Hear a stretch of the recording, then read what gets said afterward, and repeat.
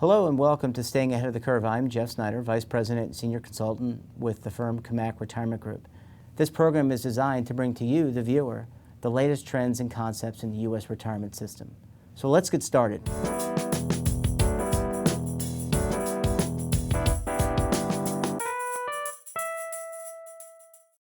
Welcome back, and I thought we'd now kind of shift directions to get the perspective of the service provider. With me now is Peter Kapinos, Head of Client Engagement with Empower Retirement. Peter, great to have you here. Thanks for having me. How do you get an employer that is dealing with healthcare, dealing with all these other issues outside of retirement? How do you get their committee to focus on the things? Typically, you know, I'm an investment consultant advisor, and typically plan sponsors, employers want to focus on the 1, 3, 5, 10, the investments, the fees. But really taking advantage and doing the right thing and getting the participants, the employees to do the right thing, that's a big shift from where committees have focused. And I think, how do we get to drive a lot of the innovation, to implement a lot of the innovation that you and your compatriots in the record-keeping field are developing? So you bring up something that,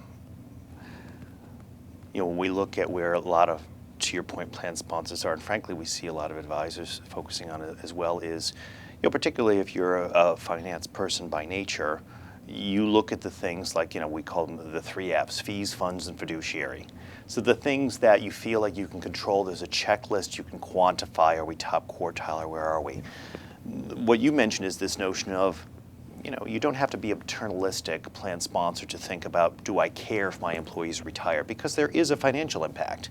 An employee who works past 65 because they are not adequately prepared for retirement is twice as expensive to insure as somebody in their 40s or 50s. So it's a shared responsibility. So it's a shared responsibility. And one of the things that we've actually put in the plan sponsor's hands, and we see that conversation, that quarterly review changes when you now have a metric in the reports that we give to a plan sponsor that says the average income replacement of your employees is X. Over the last quarter, you've lifted it by 1 or 2%. More importantly, when you look at that data, we actually give data that says, here's your employees who are at risk of having a significant shortfall. It's almost in many ways like the old defined benefit plan, where you could identify whether you were overfunded or underfunded. This is a shared responsibility, clearly, but it helps you identify the employees where, if left unaddressed, they're at risk and they're probably not going to be able to retire. I think last question I want to ask you about is, from my perspective and as a consultant, I think you most likely will agree that these plans are all about communication and education. How do you reach, you've got different types of people in these plans. How do you reach people? It used to be that I've written countless articles about white papers and 3 to 5 page articles about topics that I think are important and interesting, even that are jargon free. How do you drive a message to people? How do you get people engaged? I mean, what ways are you and Empower looking to bring people into the fold?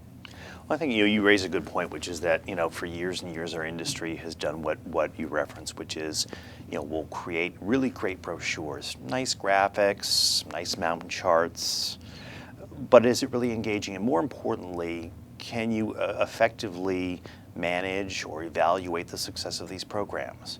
After all, if an employee wanted to be a financial advisor, they would study to do that. So getting the right level of education and engagement and recognizing that they may be 2 different things. So how do we do that?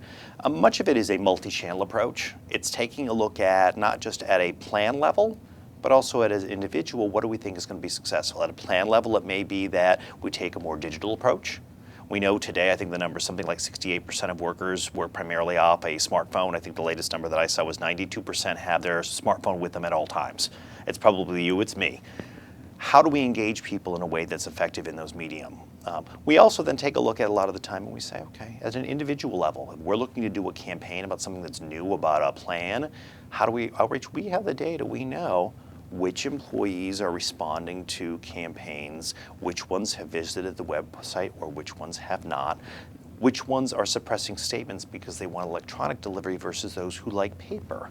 So we can actually take a look at and see what is the best medium to reach out to employees at an individual or at a corporate level or at a plan sponsor level. Let's get those participants engaged. Let's get them saving. Peter Kapinos, thank you so much for joining us today. Thank you. Thanks. I want to thank you all very much for joining us on this edition of Staying Ahead of the Curve. Hope you enjoyed the panelists and the insight that we learned today. And I hope you tune in again for more Staying Ahead of the Curve. Thank you and goodbye.